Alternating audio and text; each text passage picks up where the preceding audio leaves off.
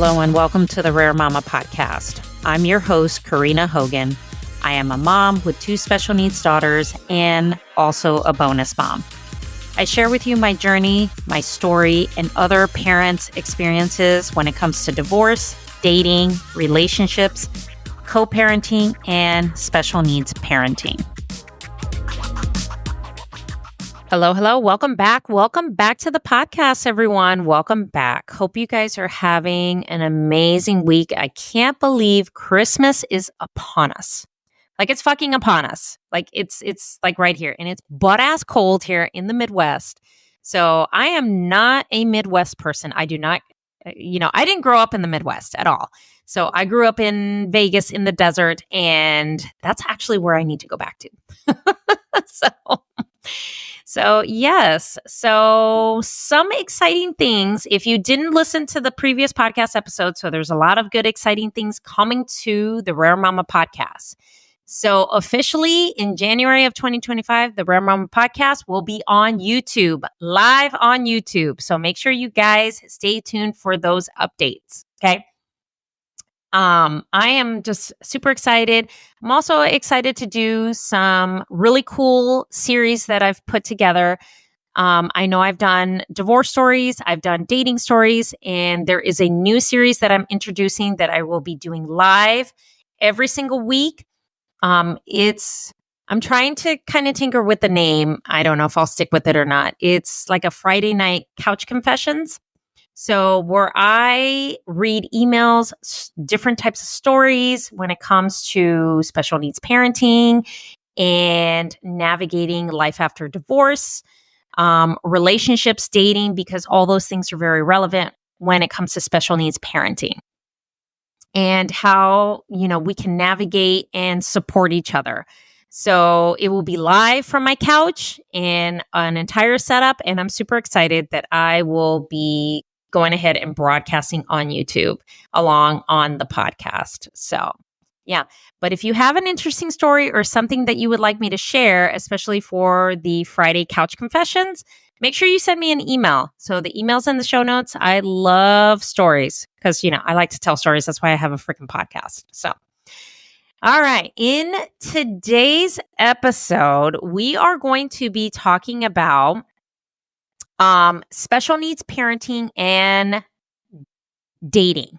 So finding love again. Now, I don't want this to be a taboo topic because I think this topic is very, very relevant when it comes to special needs parenting, to dating, and finding love again.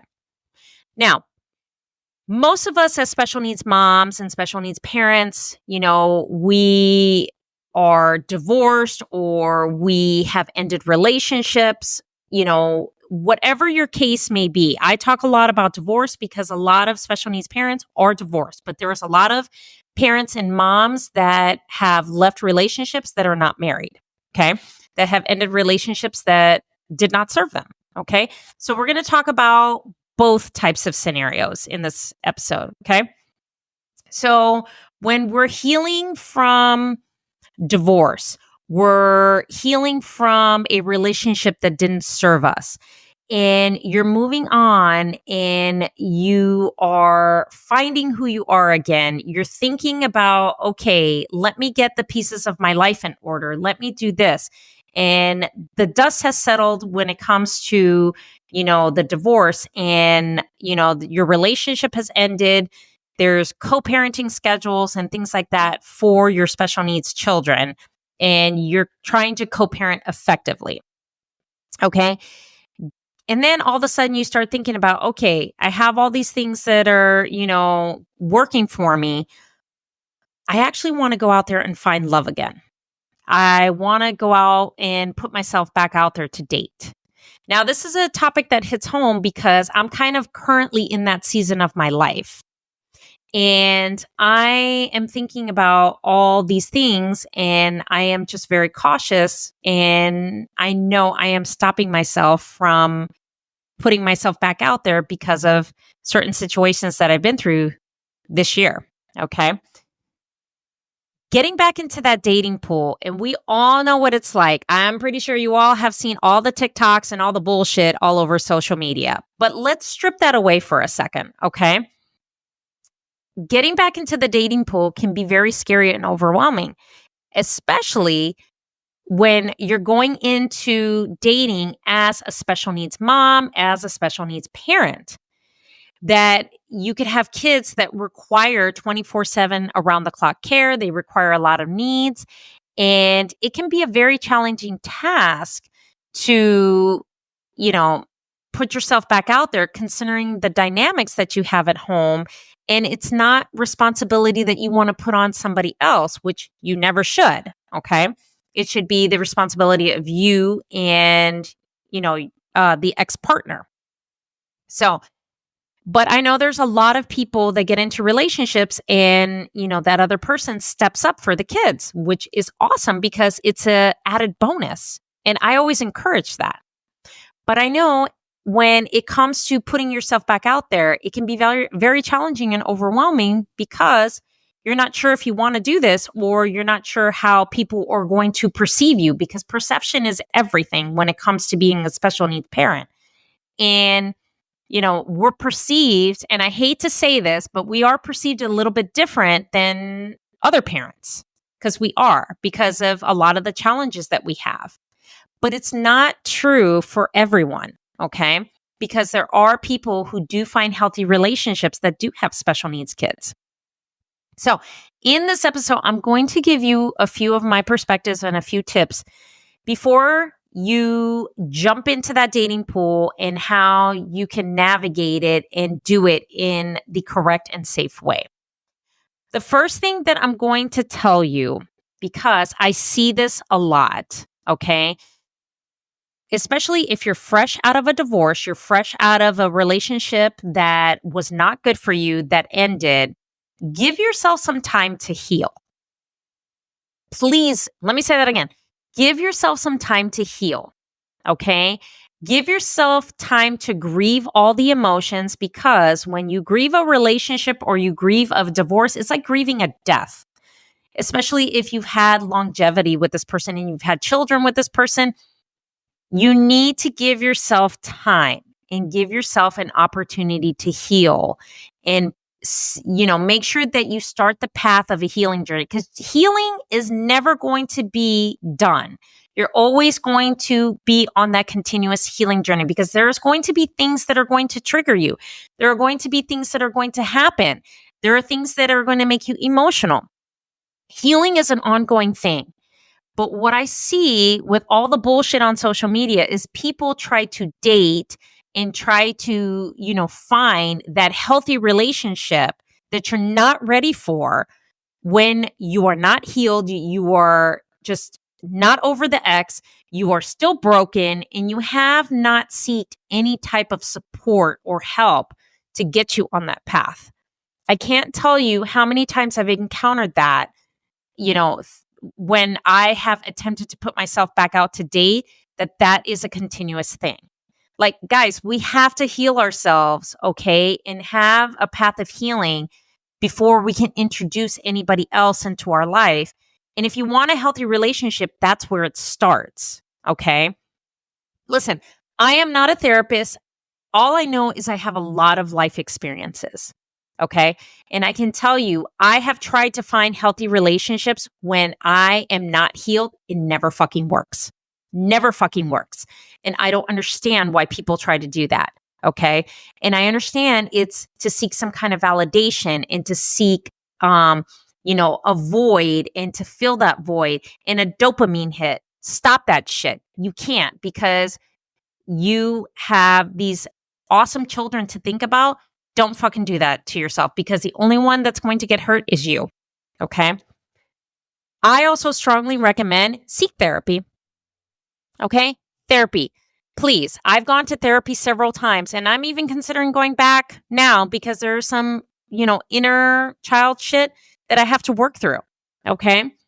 Even though I have an awesome community that I'm a part of with my coaching program that I'm a part of, seek therapy. Now, I know therapy can be expensive. There's a lot of support groups on Facebook that are free that you can go in You can talk, you can, express what you're feeling, this and that. There's a lot, even if you do an online search, there's a lot of local support groups that are free that you could go in and talk and just dump all your shit.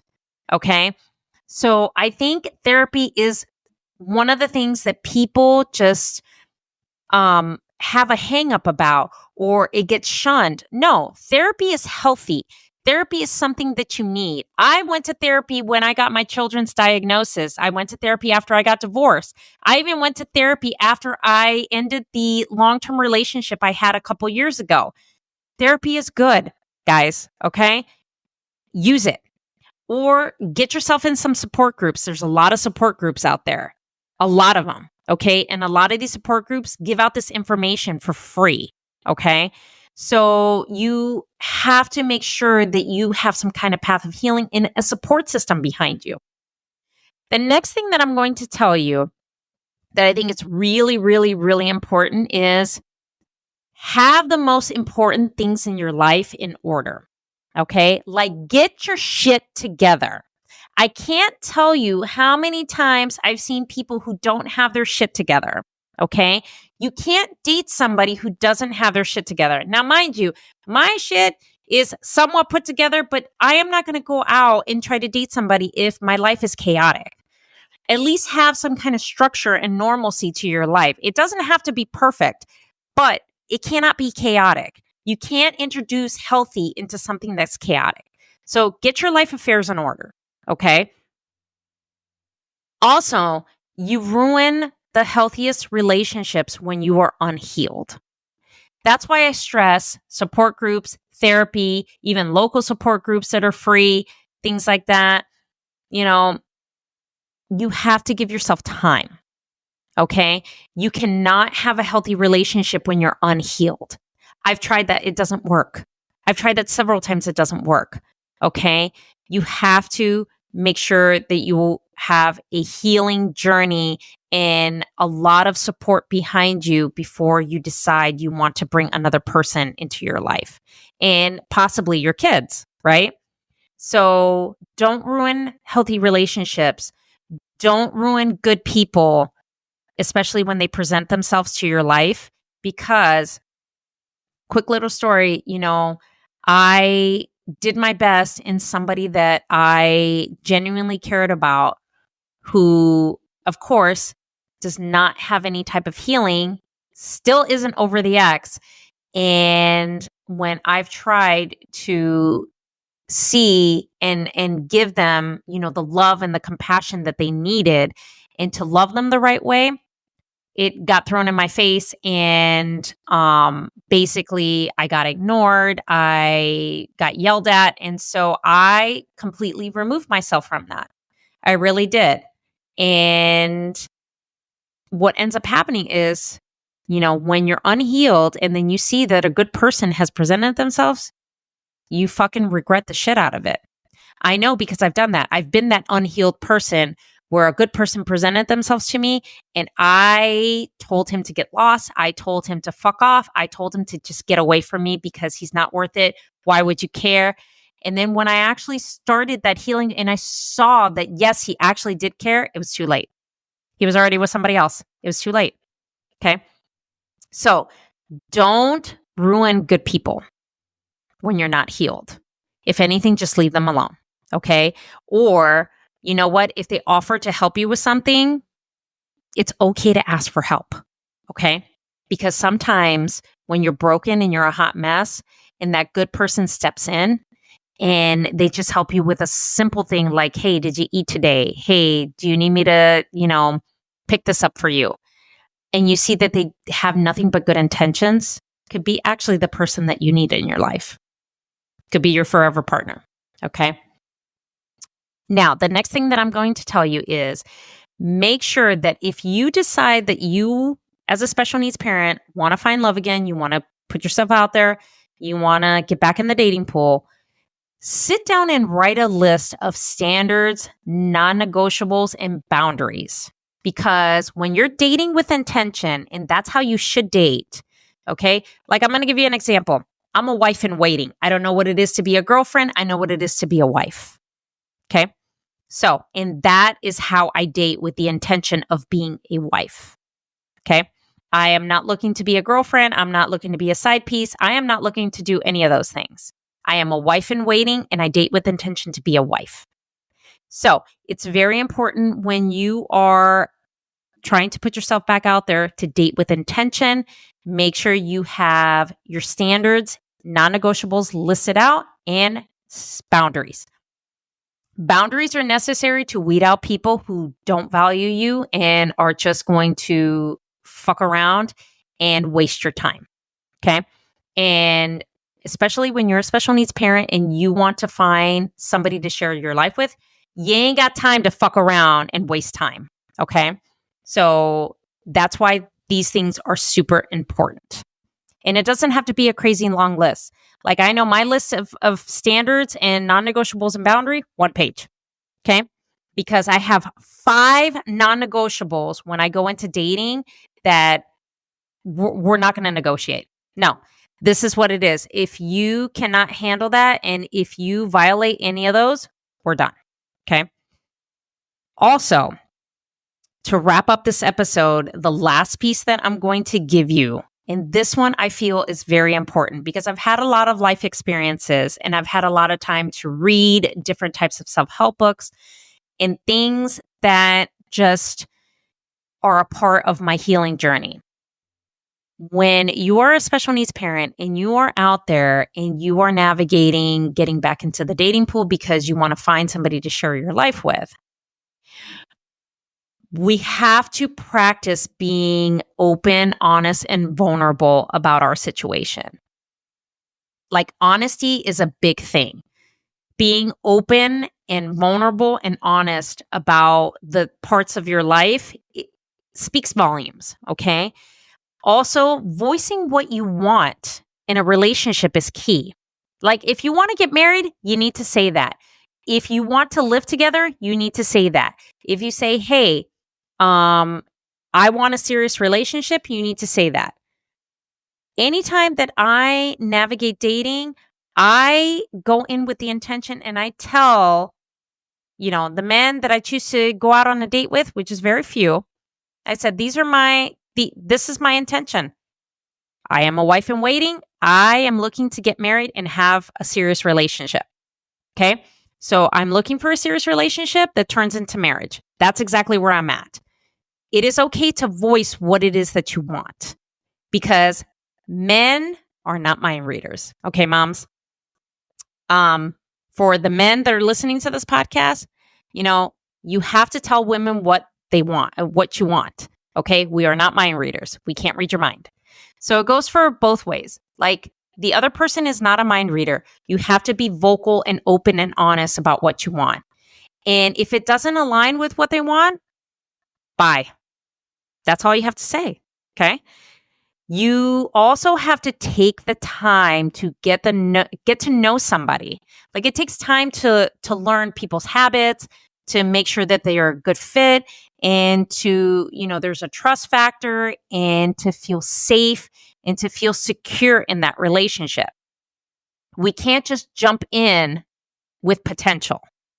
I can't tell you how many times that has burned me in the ass this year about potential. Don't strive for potential. Get to know the person as a whole. Okay. That's where the honesty and vulnerability and just stating exactly what it is the fuck you want. That's how healthy relationships form. Okay. So take your time, go at your pace, and you have to be open and honest with communication when it comes to dating. If more people did that, I don't think we would have the issues that we have with dating nowadays. If people would voice more of what they want and just communicate when, hey, I don't like you, I don't think this is going anywhere, we probably wouldn't have 99% of the problems that we do in dating like we do now. Okay. So that is my take when it comes to special needs parenting and finding love again. I hope this episode was helpful, and share it with somebody that needs to hear this advice, because I think this advice is very, very helpful. And it's some advice that I learned when I got divorced and just navigating, life after divorce and being a single parent. So, and, the possibility of opening up to my heart to finding love again. So share it with somebody that needs to hear it. Make sure you subscribe to the show so you can get the latest and greatest podcasts episodes. Okay. So as always, thank you so much for joining me on this podcast. I hope this was super insightful and helpful. So thank you so much for listening, and talk to you guys next time. Thank you for listening to this episode. If you have an interesting story that you would like to share on a future podcast episode, please send me an email at email@thecoparentingmama.com. If you would like to be a guest on the show, please click the link below and fill out the form. Don't forget to like, share, subscribe, give a five-star review, as this helps reach more of you parents out there listening to this show. So thank you so much for listening. We'll talk to you next time.